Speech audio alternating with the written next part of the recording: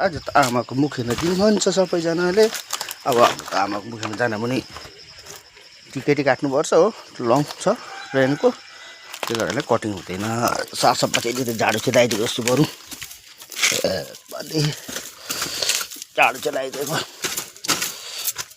के गर्नु अरू त के त गर्न सकिँदैन है, बाँचिन्जेलसम्म त के गर्नु सकिनँ। मरेर झन् कोही त गयो बिचरा, त्यसले बास आमालाई झाडु चाहिँ लगाइदिउँ, अनि त्यसरी एकखेप ढोकी पनि दिउँ है।